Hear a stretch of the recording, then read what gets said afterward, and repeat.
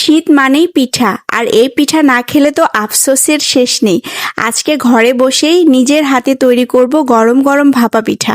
মায়ের হাতে তো খেয়ে এসেছি, এবার নিজেও একটু বানিয়ে দেখি। 5 মিনিটে এমন পিঠা, বিশ্বাস হলো না? দেখুন পুরো ভিডিও, কেমন টুকটুক করে পিঠাগুলা তৈরি হয়ে যাচ্ছে। তার আগে অবশ্যই বলে রাখি, ভিডিওটি যদি ভালো লেগে থাকে অবশ্যই একটা লাইক, একটা সুন্দর করে কমেন্ট এবং ভিডিওটা শেয়ার করে দিবেন।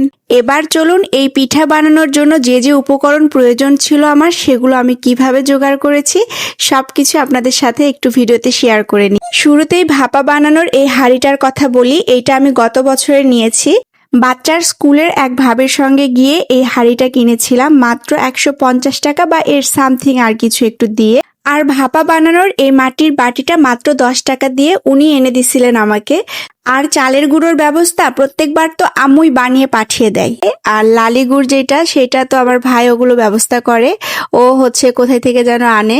যাই হোক, আজকে যে ইয়েটা দিয়ে মশারির মতো একটা নেট দিয়ে এটা তৈরি করতে হয়, সেইটা মানে এমন একটা কালার, ওইটা থেকে কালার উঠতেছিল। মনটা খুব খারাপ, কারণ ভাপা পিঠা একদম সাদা ধবধবে হলে কিন্তু বেশ ভালো লাগে দেখতে। তো এই যে দেখেন কি একটা অবস্থা, প্রত্যেকটাতে একটু করে নীল রঙের ছোঁয়া লাগছিল। আর আমি এই যে একটা হচ্ছে ইয়েতে করে রাখছিলাম যাতে করে গরম থাকে বেশ কিছুক্ষণ।